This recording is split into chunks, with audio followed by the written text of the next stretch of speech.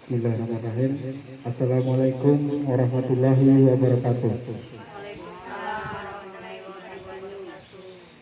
Pertama-tama marilah kita ucapkan puja dan puji syukur kehadirat Allah Subhanahu wa taala, karena mana atas hidayah dan inayah yang kita diberikan kesehatan sehingga kita bisa berkumpul kembali pada pertemuan kali ini, yaitu pertemuan kelompok atau PKP 2K P2K2. Terima kasih atas kehadiran ibu-ibu semuanya yang telah berkenan hadir pada kesempatan ini. Ini adalah pertemuan kita yang ke-7, di mana pertemuan sebelumnya kita membahas modul 6. Di sini kita akan membahas modul 7 yang yaitu mengenai pencegahan dan penanganan stunting melalui kebersihan diri dan lingkungan. Saya ingin bertanya kepada ibu-ibu, kiranya ada yang bisa menjawab, apakah yang kita bahas pada pertemuan sebelumnya? Silakan, Bu. Yang kita bahas pada pertemuan sebelumnya yaitu pemanfaatan bantuan sosial dalam pemenuhan gizi anak usia dini dan ibu hamil. Terus apa tujuannya, Bu? Pembahasan pada modul 6 itu tujuannya ataupun maksud dari pertemuan itu? Tujuannya adalah menggunakan dana bantuan untuk membeli makanan pokok dan juga makan yang mengandung vitamin dan gizi, guna untuk memenuhi keperluan tubuh anak, guna untuk mencegah stunting. Oke, terima kasih atas jawaban Ibu. Ya, itulah gunanya tujuan dari program Keluarga Harapan, Ibu ya. Kenapa program itu diluncurkan oleh pemerintah kepada warga ataupun rumah tangga yang tidak mampu, dengan tujuan untuk membantu rumah tangga tidak mampu dalam memenuhi kebutuhan gizi bagi anak maupun ibu hamil.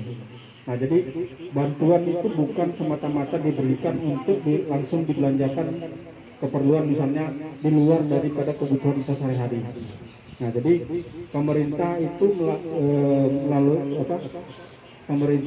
melalui Dinas Kesejahteraan Sosial atau Kementerian Sosial menurunkan dana itu langsung kepada KPM lewat rekening, dan dana itu akan diambil oleh KPM sendiri dan digunakan untuk kepentingan KPM itu sendiri, ya. Bukan dana itu untuk kepentingan misalnya beli baju, beli sepatu. Jadi tujuan daripada program itu untuk memenuhi kebutuhan gizi bagi anak. Karena gizi anak itu sangat penting, Bu. Kalau anak kita misalkan kita kan membahas namanya stunting. Stunting itu adalah tumbuh kembang anak yang mengalami perbedaan dengan anak seusianya. Misal anak kita ini 1 tahun, anak orang 1 tahun, tapi dari tinggi dan badannya berbeda. Nah, jadi anak 1 tahun misalnya yang normal itu tingginya anggaplah 1 meter, sedangkan kita baru 80 cm. Nah, itu namanya stunting atau keterlambatan tumbuh kembang anak. Nah, jadi itu dinamakan kurang gizi atau stunting. Itu biasanya kadang-kadang pertumbuhannya lambat ada, dan juga beratnya terlalu lebih tapi tinggi tidak naik. Nah, jadi pada pertemuan kali ini kita akan membahas namanya yaitu modul 7, pencegahan dan penanganan stunting melalui kebersihan diri dan lingkungan. Nah, di mana pada pokok ini kita akan membahas mengenai atau mendukung praktek cuci tangan pakai sabun dan mendukung pemanfaatan jamban sehat. Nah, jadi saya sebelum masuk terlalu dalam ke masalah pencegahan pencegahan dan penanganan stunting melalui kebersihan diri, dan lingkungan, saya ingin bertanya kepada ibu-ibu, apakah ibu-ibu rajin cuci tangan sebelum ataupun melakukan aktivitas di rumah? Ya, biasanya sebelum makan, sebelum memegang makanan, kami cuci tangan. Ah, ya, betul jawabannya Bu ya. Ya, jadi ibu-ibu yang lain tolong diperhatikan ya. Jadi mencuci tangan itu sangat penting ibu-ibu. Kenapa? Karena dengan mencuci tangan sama artinya kita mencegah penyakit untuk masuk kepada diri kita. Karena tangan itu adalah sumber dari penyakit. Kenapa sumber dari penyakit? Kita pegang uang, itu uang kita tidak tahu apakah uang sebelum dari kita itu yang pegang itu orang sakit atau apa, kita langsung pegang terus kita makan. Nah, itu bahasanya uang apa, penyakit itu menempel pada uang yang dari orang pertama itu terus ke kita yang pegang, itu akan menular kepada diri kita. Nah, jadi makanya kita diharuskan untuk mencuci tangan. Nah, jadi mencuci tangan itu ada beberapa. Salah satunya mencuci tangan pakai air. Satu, kedua mencuci tangan pakai sabun. Nah, cuma kita harus mencuci tangan itu pakai sabun. Kenapa?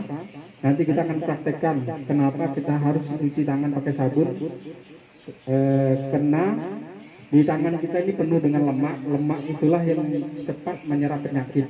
Jadi kalau lemak itu tidak kita hilangkan terlebih dahulu dengan sabun, maka penyakit akan menempel.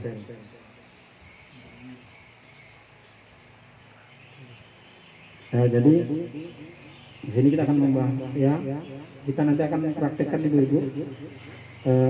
Pada pertemuan sebelumnya saya sudah berpesan pada ibu-ibu untuk membawa bak atau mangkok air. Sudah ada yang bawa kan? Ada, alhamdulillah. Nah, terus sabun ataupun sabun cair ada ya? Ya, oke. Ada semua ya. Ada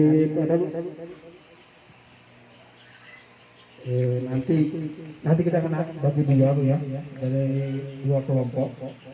Yang satu cuci tangan pakai sabun dan yang satu cuci tangan pakai air.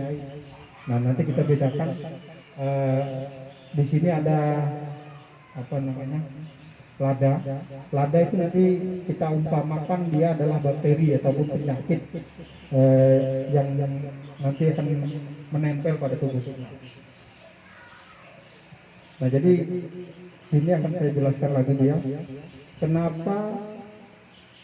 Kenapa kita harus cuci tangan pakai sabun?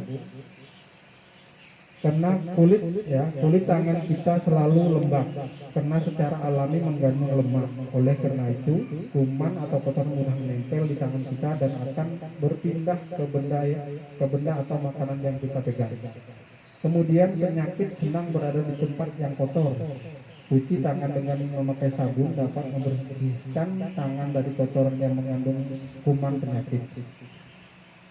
Sebelum dapat membersihkan kotoran dan membunuh kuman tanpa sabun, kotoran dan kuman masih tertinggal di tangan.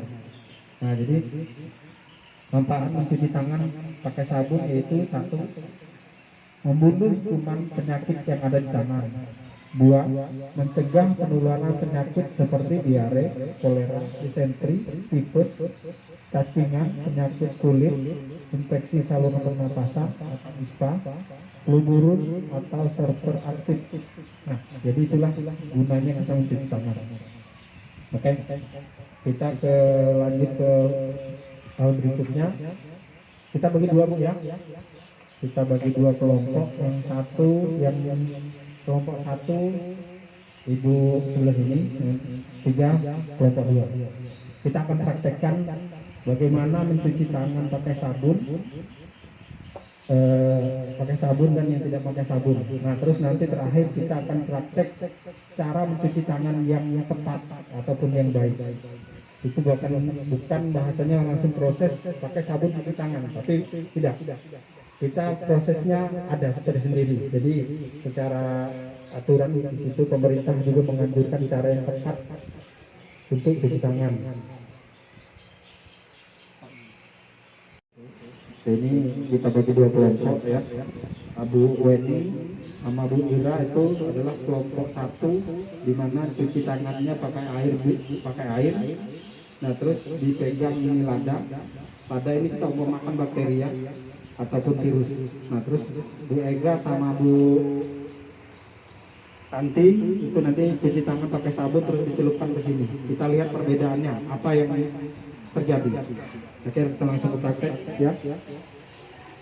Bu Ira dulu atau Bu Weni, terserah. Ya, cuci tangan namanya tidak pakai sabun, jadi nanti kita lihat reaksinya dari ke lada.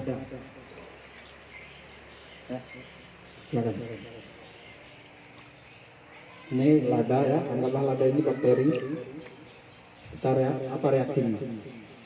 Ya, penyakitan jangan tutup dulu.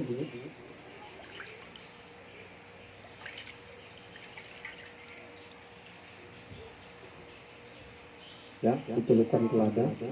Apa yang terjadi?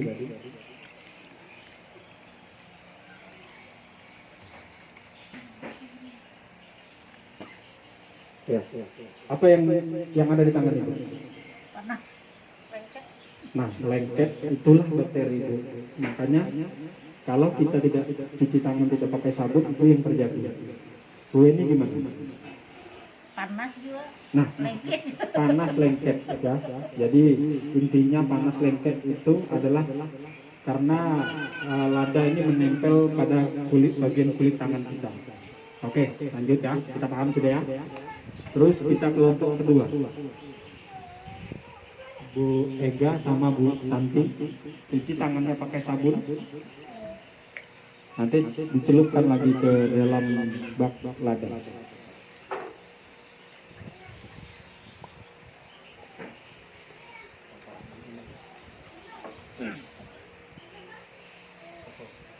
Oke, itu pakai sabun kita cuci. Kita lihat reaksinya lada. Oke.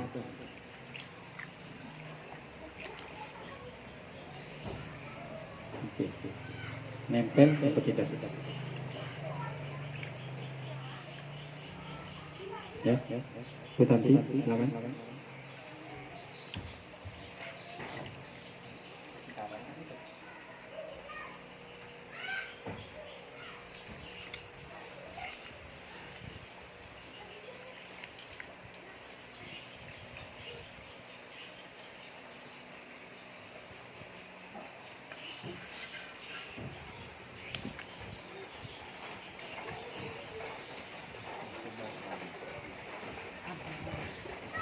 Oke. Ya, saya ingin bertanya kepada Bu Ega sama Bu Tanti, apa yang ada di tangan Ibu? Apa yang Ibu rasakan? Apakah lada itu menempel atau tidak? Bersih. Bersih dan tidak lengket. Ya, jadi itu ya. Kalau kita pakai sabun, itu lada tidak akan menempel di tangan kita. Jadi lada ini sifatnya seperti bakteri. Kalau kita tidak cuci tangan, tidak pakai sabun, dia akan menempel. Tapi kalau kita pakai sabun, dia tidak akan menempel. Nah, jadi itu. Jadi maka sebab itu mencuci tangan pakai sabun itu perlu. Nah, terus ada beberapa waktu penting di dalam mencuci tangan. Ada yang tahu waktu apa-apa saja itu? Apa yang tahu? Ya, silakan Bu Ira. Kita mau masak, waktu kita mau memegang makanan seperti sayuran, atau kita mau masak. Ada lagi yang lain? Tambahan? Oh, ya. Terima kasih atas jawaban Bu Ira. Kita beri aplaus dulu, tepuk tangan dulu. Ya, itu adalah salah satu dari 5 waktu penting mencuci tangan. Nah, jadi sini akan saya sampaikan mencuci tangan itu ada 5 waktu. 1, mencuci tangan sebelum makan. Ya. 2, mencuci tangan setelah makan. 3, mencuci tangan setelah buang air besar atau buang air kecil. 4, mencuci tangan sebelum melakukan aktivitas di dapur atau memasak. Keempat, mencuci tangan sebelum menyusui anak, itu bagi ibu hamil. Dan kelima itulah mencuci tangan setelah melakukan aktivitas di luar rumah. Nah, jadi itulah pentingnya dan waktu yang tepat untuk cuci tangan. Nah, jadi pada pertemuan ini saya rasa ibu-ibu sudah paham dari apa yang kita pelajari hari ini ya. Apa itu mencuci tangan, apa pentingnya mencuci tangan, apa tujuan dari mencuci tangan, cara mencuci tangan pakai sabun.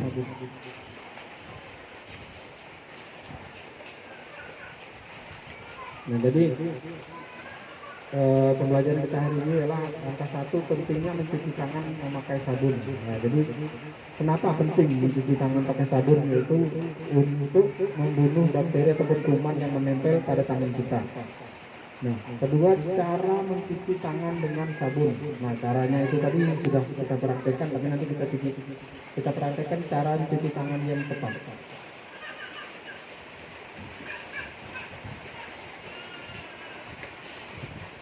Ketiga itu praktek baik dan solusi mencuci tangan pakai sabun. Oke, kita akan praktek cuci tangan yang benar. Nah, itu kita nanti akan cuci tangan di air yang mengalir, terus pakai sabun. Nah, saya rasa itu dulu ya. Kita lanjut ke prakteknya.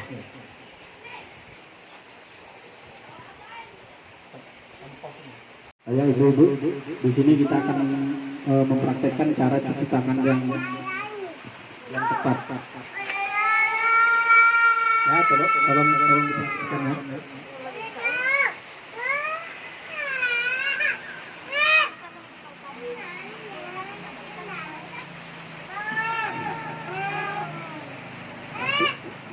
Pertama kita ambil sabun. Terus kita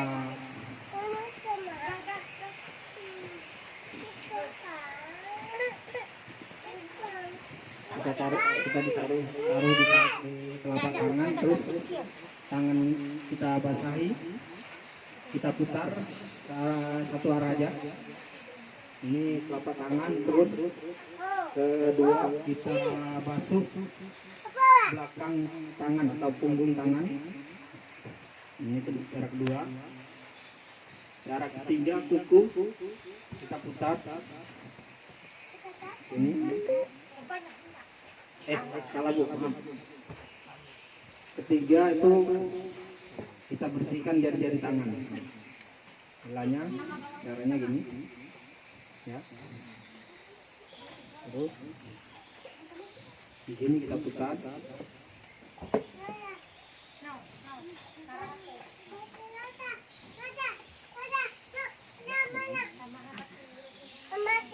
Keempat, kita putar ibu jari. Ya. Dan kelima, kita kunci. Kita kunci ke depan. Ini untuk membersihkan kuku-kuku ini. Nah, seterusnya ini kita bilas.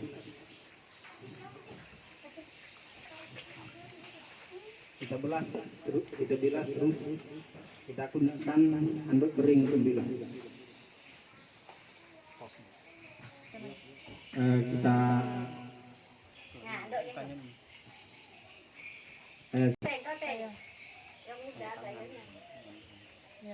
ya silakan kepada Bu Ira mempraktekkan cuci tangan. Ya, pertama-tama basahi tangan dulu Bu. Basahi tangan. Ya, gunakan sabunnya. Usap telapak tangan, punggung, sela-sela jari.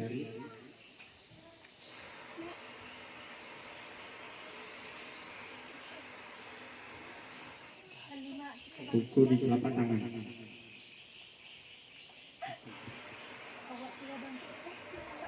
Kuku telapak tangan. Bergantian. Terus ibu jari. Ya.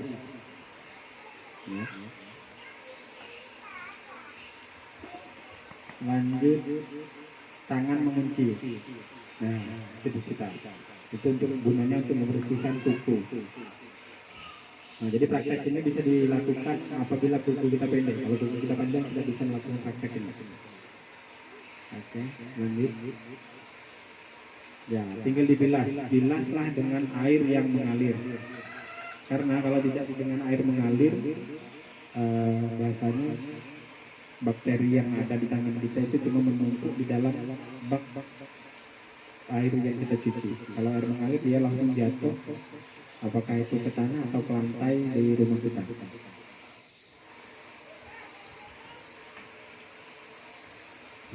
Sudah dibilas dengan handuk. Ya, tanya Bu, bagaimana perasaannya Bu setelah cuci tangan dengan cara yang tepat dan benar? Rasanya bersih dari kotoran-kotoran yang kita pegang tadi, agak bersih dengan menggunakan sabun juga. Oke, terima kasih pada Ibu Ira. Sekarang untuk kelompok 2 ada perwakilan dari kelompok 2 yaitu siapa? Bu Tati. Oke Bu, silakan. Pertama-tama cuci tangannya dulu.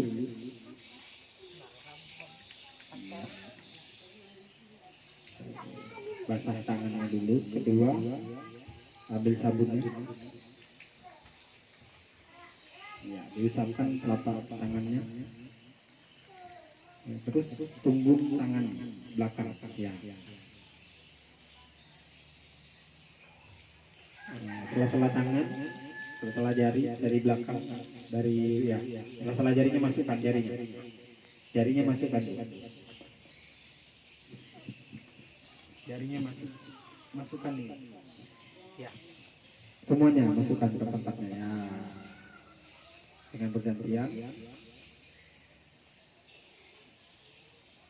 terus ibu jari ya, dipegang ibu jarinya.